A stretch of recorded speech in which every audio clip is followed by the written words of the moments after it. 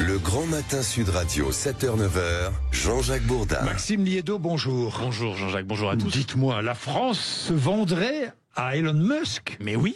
Mais pourquoi? François Bayrou s'est rendu à Mayotte en début de semaine, évidemment, on en a parlé, pour beaucoup d'annonces, une série d'annonces. Il y en a une qui vous a marqué, dont on ne parle pas assez selon vous, avec ce mot Starlink. Oui, absolument. Starlink, c'est un fournisseur d'accès à Internet par satellite, connu pour sa rapidité et pour sa couverture quasi instantanée.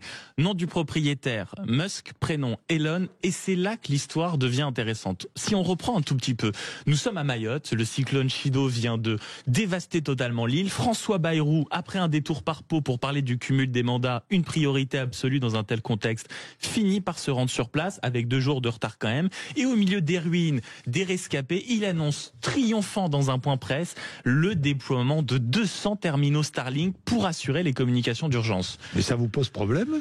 Oui, mais s'il y a des communications d'urgence à assurer, pourquoi ne pas utiliser Starlink? Ça vous pose problème? Mais oui, mais pas seulement à moi. Et c'est là tout le sujet. Pendant que Bayrou fait la promotion de Starlink, les opérateurs français sont totalement ignorés. Orange, par exemple, passe de 25% à 75% de couverture en seulement 10 jours. Et comme soutien de la part de l'État, ils reçoivent des générateurs électriques attribués aux propriétaires de X. Le malaise est perceptible quand Laurentino Lavezzi, qui est le directeur des affaires publiques d'Orange, est sorti de son silence pour dénoncer la décision de l'État, et a raison. Parce qu'avec seulement 4 générateurs supplémentaires, Orange aurait pu couvrir 85% de la surface de l'île. Partout où l'État devrait intervenir, et on l'a bien vu dans les derniers témoignages qu'on entend même ici sur Sud, il n'est pas à la hauteur. En revanche, il sait se faire entendre quand il s'agit de brader la souveraineté à Elon Musk. Mais dites-moi, vous n'exagérez pas un peu, non, quand même, franchement, j'attendais. Mais parce que un cyclone dévaste Mayotte, très bien, formidable. Tout le monde voudrait qu'en 8 jours, tout soit rétabli. L'électricité, les communications, que les hôpitaux soient construits, que... Non, mais c'est vrai. Je comprends. On est dans ce monde de l'instantanéité en permanence. Je comprends la remarque, mais quand on voit sur place, en effet, les bénévoles se mobilisent, les agences de l'État se sont mobilisées, mais ils font ce qu'ils peuvent. Mais bien sûr qu'ils font ce qu'ils peuvent. Mais ce qui est très intéressant, c'est de regarder les faits. Depuis le début, cet épisode de Mayotte n'est qu'un symptôme d'un mal plus profond. C'est l'impuissance technologique française. Et ce qu'on essaie de regarder au plus près, on était à la pointe de la technologie. On se souvient du succès d'Ariane, par exemple. Aujourd'hui, vous prenez Galileo, le système européen de géolocalisation. Il est mis en orbite par SpaceX, parce qu'Ariane 6 n'est pas prête, et ce n'est pas fini. Vous prenez Starlink, parce qu'évidemment ça ne s'arrête pas à Mayotte. On le retrouve dans nos avions, avec Air France qui a décidé d'utiliser la technologie d'Elon Musk pour avoir un Wi-Fi haut débit dans ses avions. Vous prenez la SNCF, elle envisage désormais d'adopter par ses trains. Pire encore, absolument, mais j'y viendrai. Pire encore, nos données de santé sont confiées à Microsoft, Jean-Jacques. Mais absolument, mais moi je suis pas représentant. Tesla avec votre Uber, non mais bon, arrêtez le cinéma. Bien sûr, vous montez pas dans une Tesla. Mais n'importe quoi. Les données de santé sont confiées à Microsoft. La gestion informatique du parc nucléaire d'EDF, c'est Amazon. Et la sécurisation des ministères, ce n'est pas français, c'est une entreprise canadienne. Et si on arrive à cette chronique, c'est parce que la France n'a pas de stratégie technologique cohérente. Rappelez-vous à quel point on a laissé filer Alcatel, racheté par Nokia, à un moment où justement l'entreprise était en retard sur la 4G et sur la fibre. Nos choix successifs montrent une dépendance croissante aux géants étrangers au détriment de nos souverainetés.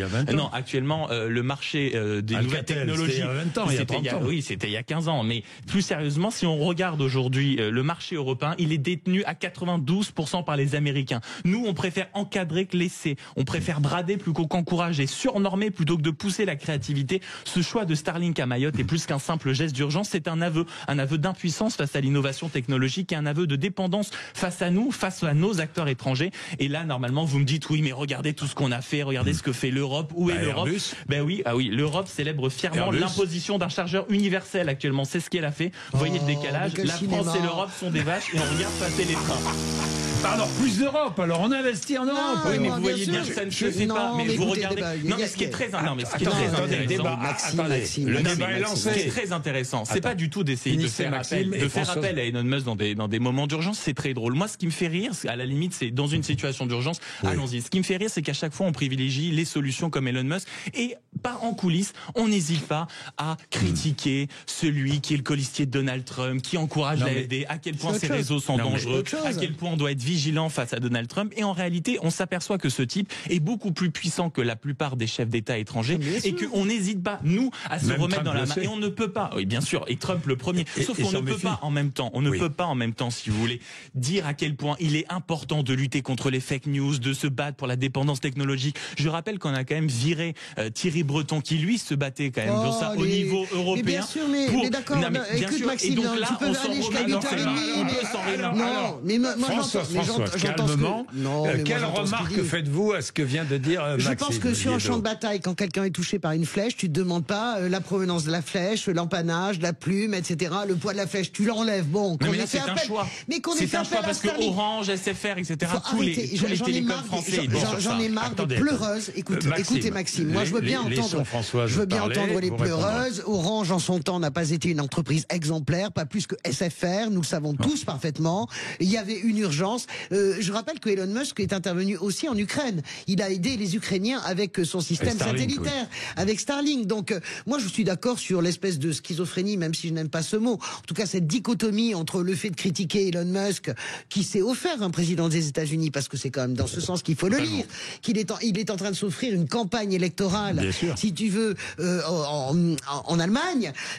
J'entends bien, mais quand tu as le type qui pèse 286 milliards, qui est à la pointe de tout, qui est un véritable génie, un véritable visionnaire, qui a fabriqué la bagnole qui se vend le plus au monde, qui est en train, Tesla, et qui est en train, en plus, qui va, à mon avis, détrôner iPhone, hein, parce que quand Musk annonce son téléphone nouvelle génération, je suis j'attends de voir quand même là. On verra. Oui. Moi j'entends ce que vous dites, mais je trouve que comme toujours Maxime, vous faites tout rentrer au chausse-pied, vous mélangez absolument tout. On part de Elon Musk, on en arrive à la souveraineté avec l'Europe qui est un nain. L'Europe n'est pas un nain. Déjà ça ce n'est pas vrai. Je ne suis pas d'accord avec vous. L'Europe a de très grandes réussites. Airbus, mais il faut regarder quoi? Il y a aussi les réussites à 20 ans. Mais bien sûr qu'il y a mais je ne critique pas le fait de faire appel à Musk. Je m'amuse à prendre Musk pour voir à quel point, si vous voulez, on est à la ramasse dans beaucoup de domaines. Et moi, ça me fait beaucoup rire quand, si vous voulez, on passe notre temps à dire mais je comprends pas, on ne comprend pas qu'est-ce qui se passe avec les États-Unis, Trump va être élu, etc. Qu'est-ce qu'on fait? On ne fait rien. Regardez tous les projets qu'on a essayé de mettre, en commun. Vous parlez d'Airbus, c'était il y a combien d'années, Airbus, Françoise? Mais regardez Ariane, on s'en est mais ça continue de fonctionner. C'est un échec. On est obligé d'envoyer n'importe quel projet, non plus avec Ariane, mais avec SpaceX. Mais regardez, les Américains, est-ce que vous dites que les Américains c'est un échec? Évidemment que la NASA a sous-traité maintenant. Écoutez, mais c'est une entreprise américaine, à la limite, c'est formidable. Mais la NASA sous-traite tous ses programmes spatiaux avec SpaceX. Je suis d'accord avec vous. C'est une entreprise américaine. Nous avons délaissé la recherche et l'innovation. Je suis absolument d'accord avec vous. Mais nous avons de grandes victoires en Europe. Il faut cesser. Françoise, lesquelles sur les 5 dernières années? Les grandes victoires dont on peut se réjouir bruyamment. Les victoires dont on peut se réjouir bruyamment, moi je vous le redis, c'est les victoires dans le domaine de l'aéronautique, de l'aérospatiale, c'est les victoires dans le domaine de l'agroalimentaire. Vous garderez bien par exemple de dire que les plus grandes, de la pharmacie, Sanofi n'a même pas réussi à trouver un vaccin. Mais Sanofi c'est français, il n'y a pas que Sanofi. Enfin arrêtez votre cinéma. Les plus grandes victoires agroalimentaires, par exemple. Aujourd'hui, quel est le plus grand groupe laitier au monde? Lactalis, c'est ça. Et ben voilà, Lactalis c'est français. Mais non, mais arrêtez. Mais allez voir n'importe quel producteur et on les entend sur Sud. Lactalis, c'est une critique absolue. Ce que je veux vous dire, Maxime, c'est que ça ne sert absolument à rien de mettre Starlink d'un côté, de mettre Alcatel de l'autre. Ça ne sert strictement à rien. L'Europe doit se réindustrialiser. Mais on s'est dégradé. L'Europe doit investir à se réindustrialiser, ça c'est sûr. Merci à tous les deux. Vous ne tomberez pas d'accord. Et les auditeurs, eux, on a l'impression d'entendre François Asselineau. Françoise, vous n'avez pas commencé l'année quand même. Mais Asselineau, c'est très bien. Oui, non, si, c'est bien. C'est la seule qui en parle. Ah bon, il est 8h19. Tout à l'heure, je recevrai Frédéric Dabi, qui est directeur général, vous le savez, de l'IFOP, et qui a plein de choses à nous dire sur la vie politique et surtout sur le sentiment des Français. Nous avons beaucoup de questions à lui poser. Mais il est déjà 8h20, il faut faire un peu de pub et Maxime Trouleau arrive parce qu'il va nous fournir un sujet de débat.